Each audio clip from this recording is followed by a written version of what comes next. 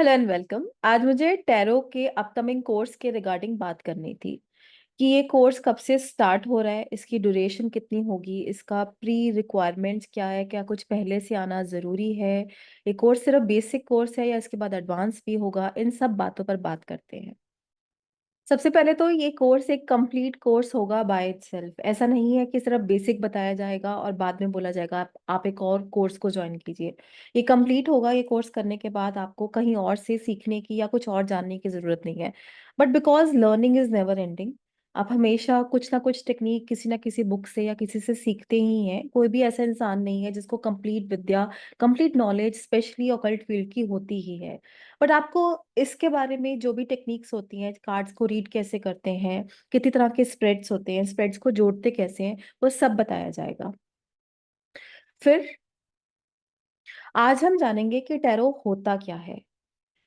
फिर tarot cards को read कैसे करते हैं, कौन सा डेक हम सीखने वाले हैं, टैरो सीखने के बेनिफिट्स क्या होंगे, टैरो की हिस्ट्री क्या है, रिक्वायरमेंट्स क्या है, कितनी तरह के डेक होते हैं, और हम इस कोर्स में हमारा कंटेंट क्या रहेगा।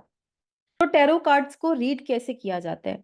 देखिए, जब हम एस्ट्रोलॉजी करते हैं उसमें हमारे पास ऑप्शंस क्या होती हैं। हमारे पास प्लैनेट्स हैं, हाउस है, नक्षत्र है, साइन है, डिविजनल चार्ट्स हैं। इन सबको कंबाइन करके हम कुछ बोलने की कोशिश करते हैं। जैसे फॉर एग्जांपल, अगर मंगल साइन ऑफ जेमिनाई में प्लेस्ड है या फिर साइन ऑफ वर्गो में प्लेस्ड है, हम ये दोनों मरकरी की ही राशियां हैं, पर ये राशियां बहुत डिफरेंट है।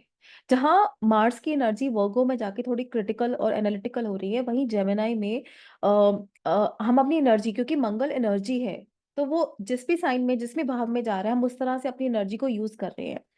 जेमिनाई में हमारा मेथड ऐसा रहेगा कि हमें अपने शौक पूरे करने हैं, क्योंकि वो इंटरेस्ट की हॉबीज की राशि है। जो हमारी हॉबीज है वो थोड़ी मैस्कुलाइन हो सकती है। जिम जाने का शौक, स्पोर्ट्स खेलने का शौक हो सकता है। जो कम्युनिकेशन स्टाइल है थोड़ा असर्टिव हो सकता है, और ट्रेवल करना भी पसंद आता है, क्योंकि मंगल एक रेस्टलेस प्लेनेट है। उस he doesn't like to stick at one place. अब यही मंगल अगर आर्द्रा नक्षत्र में बैठे हैं या पुनर्वसु नक्षत्र में बैठे हैं, तो मेरा जो बताने का तरीका होगा मंगल को तो थोड़ा डिफरेंट हो जाएगा। जैसे आर्द्रा में वो थोड़े एक्सप्लोसिव हो जाएंगे, हार्ड वर्किंग होंगे, वहीं पुनर्वसु में वो थोड़े क्रिटिकल या फॉल्ट फाइंडिंग किस्म के इंसान हो जाएंगे। सो इस तरह से नक्षत्र ने मंगल की एनर्जी को चेंज कर दिया, और वो मंगल कौन से चरण में, कौन सी पदा में बैठे हैं, वो भी बात को डिफरेंशिएट किए करेगा। तो हम कितनी सारी बातें एक टाइम पर लगा रहे हैं टू से समथिंग। इसी तरह टैरो में हमारे पास क्या होता है। टैरो में हमारे पास सामने एक पिक्चर है। उस पिक्चर में उसकी खुद की एक एनर्जी है कि एक हैप्पी एनर्जी। जैसे ये कार्ड देखिए, हमें एक हैप्पीनेस नजर आ रही है उसमें। उसमें साइंस हैं, सिंबल्स हैं, कलर्स हैं, बॉडी लैंग्वेज हैं, नंबर्स हैं, एलिमेंट्स हैं, एक्सप्रेशंस हैं, और ये सब मिलके हमें कुछ बताने की कोशिश कर रहे हैं। ऐसा लग रहा है कि तीन फ्रेंड्स हैं, वो कुछ सेलिब्रेट कर रही हैं। नंबर 3 है, नंबर 3 जुपिटर का नंबर है, तो वो एक्सपेंशन को दिखाता है, ग्रोथ पॉजिटिविटी को दिखाता है। आसपास फ्रूट्स हैं, तो वो भी ग्रोथ की बात कर रहे हैं। एक लेडी ने रेड पहना है, एक ने येलो पहना है, एक ने व्हाइट पहना है, तो वो उनका खुद का उनका बिहेवियर को दिखा रहा है। ठीक है। तो अभी ये कार्ड कौन से कॉन्टेक्ट्स में आ रहा है, उस तरह से मैं इस कार्ड की एनर्जी को पुट करूंगी और कुछ बताऊंगी। अब टैरो को प्रिडिक्टिव टूल ना मान के इसको गाइडेंस का टूल मानेंगे तो ज्यादा अच्छा रहेगा। ऐसा माना जाता है कि जो टैरो है उसके आंसर 6 मंथ्स तक या 1 ईयर तक ही वैलिड रहते हैं, उसके बाद वो वैलिड नहीं होता है। देखिए, ऐसा नहीं होता है। टैरो एक तरह का प्रश्न है। जैसे जो क्वेश्चन पूछ रहा है, उसके उसने क्वेश्चन क्या पूछा है, क्या उसने पूरे लाइफ लॉन्ग का कुछ क्वेश्चन पूछा है या बात ही 3-6 महीने की है, उसी तरह के हमें आंसर्स मिलेंगे। और हो सकता है कि प्रश्न कुंडली में भी हमें कभी कभी आंसर मिले ही ना। जैसे एक एक टेक्निक ये भी है, या एक बात बोली जाती है कि आपका जो राइजिंग है वो बिल्कुल गंडांत में हो, जैसे बिगनिंग में हो या एंडिंग में हो, मून बहुत पिटा हुआ हो, 7th हाउस पर अच्छी एसोसिएशन नहीं है, तो एस्ट्रोलॉजर को उस टाइम पे आंसर नहीं देना चाहिए, क्योंकि आप शायद राइट आंसर नहीं दे पाए। इस तरह से टैरो कार्ड्स भी हमें बताते हैं कि मैं इस टाइम पे आंसर नहीं दे रहा हूँ, कि यूनिवर्स बोल रहा है कि आप अभी के लिए ब्रेक लीजिए, मेरे पास कोई आंसर नहीं है, we will see how it goes, आपका बिहेवियर कैसा है, सामने वाला के इस टाइम के कर्मा कैसे हैं, और फिर हम बाद में डिसाइड करेंगे। तो ये एक बहुत अच्छा टूल है गाइड करने के लिए, हेल्प करने के लिए, खुद को भी और सामने वाले को भी। अब पहले तो मैंने कार्ड को एनालिटिकली रीड किया कि इसमें ये है। फिर मैं अपनी इंट्यूटिव माइंड को यूज करके कुछ बोलूंगी। अम, जो एस्ट्रोलॉजी है वो फिर भी बहुत ज़्यादा साइंटिफिक है, उसमें बहुत सारे कॉमन प्रिंसिपल्स हैं जो बिल्कुल सटीक लगते हैं और जहाँ ज़्यादा इंट्यूटिव होने की हमें ज़रूरत नहीं है। बट टैरो एक ऐसा टूल है जहाँ पर आपकी इंट्यूशन बहुत ज़्यादा काम करती है। टैरो कार्ड्स को यूजुअली अपराइट रीड किया जाता है, रिवर्स करने से बचते हैं, पर मेरा मेथड रिवर्स में भी आता है, तो मुझे लगता है कि रिवर्स कार्ड से हमारे पास ज़्यादा ऑप्शंस होती हैं, ज़्यादा कहने को होता है और आंसर्स भी थोड़े ज़्यादा एक्यूरेट आते हैं क्लैरिटी के साथ। अब रिवर्स में उसका आंसर बिल्कुल बदल जाएगा। ऐसा नहीं है कि हैप्पी कार्ड है रिवर्स में आ रहा है तो वो बुरा ही है, बुरा कार्ड रिवर्स में अच्छा हो जाएगा, ऐसा बोला जाता है, पर हमेशा ऐसा नहीं होता है। ऑलवेज सी वो किस सीक्वेंस में वो कार्ड आ रहा है और वो कार्ड कब पूछा गया है, किसने पूछा है उसको। अब ऑब्वियसली अगर ये रिवर्स में आया तो मैं अच्छा नहीं बोल रही हूँ, मैं बोल रही हूँ कि फ्रेंडशिप टूट सकती है, जो ग्रोथ या पार्टनरशिप दिख रही थी वो मुझे नहीं दिख रही है। अब डिपेंडिंग अपॉन साथ वाला कार्ड कैसा होगा उसके बाद मैं कुछ ज्यादा बताने की कोशिश करूंगी। अब इतना समझने के बाद एज अ ले मैन ही आप पॉज करके इसे देखिए, आप खुद सोचिए कि इस कार्ड को देख के आप क्या बोलेंगे। 10 स्टार्स हैं, कितने स्टार्स हैं? अम, एक लेडी है जो दोनों हाथ में उसके जार है, वो पानी निकाल रही है, पानी शेयर भी कर रही है, तो उसकी शेयरिंग नेचर है। पीछे एक बर्ड है, बर्ड को हम कम्युनिकेशन और मैसेज मैसेज के लिए लेते हैं, ग्रीनरी को ग्रोथ के लिए लेते हैं, वाटर को फर्टिलिटी के लिए लेते हैं, माउंटेन्स हैं क्या उसको चैलेंज के लिए लेंगे, क्या इसको इसको जोड़ के मुझे बोलना क्या है अल्टीमेटली। ठीक है, तो इस तरह से ही हम कार्ड का मतलब निकालेंगे, इसका पोस्चर कैसा है, खुश लग रही है, दुखी लग रही है, बालों का रंग कैसा है, सब बातों को कवर किया जाएगा। हम कौन सा डेक सीखेंगे? हम राइडर वेट टैरो डेक सीखेंगे। बेनिफिट्स क्या होते हैं? सबसे पहले, अच्छा आपने ये जरूर सुना होगा कि बोलते हैं कि एस्ट्रोलॉजर को कभी अपना चार्ट या अपने घर वालों का चार्ट नहीं देखना चाहिए, क्योंकि हलवाई कभी अपनी मिठाई नहीं खाता है, या खुद से इसका बेनिफिट नहीं उठाना चाहिए। But I don't buy such things. मुझे एक बात बताइए कि अगर आपको खुद ही अपनी एनर्जी नहीं पता है, आप खुद ही अपने ऊपर काम नहीं कर रहे हैं, तो आप दूसरों को कैसे हेल्प करेंगे? वो बोला जाता है ना कि पहले आप अपना मास्क लगाइए, फिर आप दूसरों की हेल्प कीजिए। अपने कुंडली के अच्छे या बुरे कॉम्बिनेशंस को समझ के ही हम दूसरों को बताते हैं कि you are born with these combinations, आप उसको बेस्ट वे में कैसे यूज कर सकते हैं। तो सबसे पहले जब भी कोई कार्ड्स आ रहे हैं उसमें हम अपने आप को समझते हैं कि मुझे क्या लेट गो करना है, क्या एक्सेप्ट करना है, क्या जाने देना है। सेल्फ रिफ्लेक्शन के लिए कि मुझे कहाँ काम करना है। It's all about you first before you are helping others. उसके बाद सेम थिंग आप दूसरों को हेल्प करने के लिए, गाइड करने के लिए यूज कर सकते हैं। जैसे कंफ्यूजन है रिलेशनशिप में, मुझे ये लूं या वो लूं, कौन सा करियर लूं, हेल्थ ठीक जाएगी या नहीं जाएगी, तो चॉइसेस जब बनानी है वहां टैरो हेल्प करता है और इंस्टेंट आंसर्स हमें मिलते हैं। फिर पास्ट प्रेजेंट और फ्यूचर, तो टैरो का 3 कार्ड स्प्रेड बहुत कॉमन है, बहुत लोग यूज करते हैं।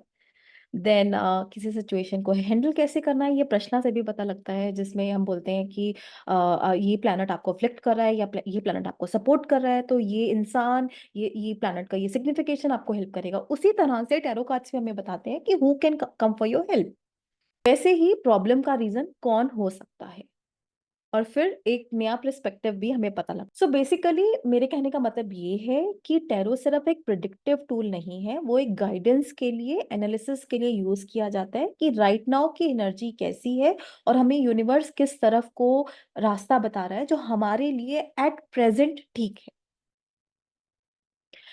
टैरो की हिस्ट्री क्या है? इसकी हिस्ट्री बहुत ज्यादा मालूम तो नहीं है, पर 14th सेंचुरी में इसको प्लेइंग कार्ड्स की तरह ही यूज किया जाता था। फिर मिड 17th और 18th सेंचुरी आते आते इसको एक डिविनेशन टूल की तरह एक्सेप्ट कर लिया गया, स्पेशली यूरोप में भी। अच्छा, इसमें एक बड़ा कॉन्ट्रडिक्शन होता है कि नहीं, जो सभी विद्याएं हैं वो इंडिया से ही निकली हैं। जैसे हमारे यहाँ पर भी पैरट आके कार्ड निकालते थे, तो वो कार्ड सिस्टम यहाँ पर भी है, इवन अभी भी किया जाता है। तो ये इंडिया का भी हिस्सा है, and why we only connected to Europe and these western countries. तो कहीं का भी हिस्सा हो, हमें हमारा सीखने से मतलब है।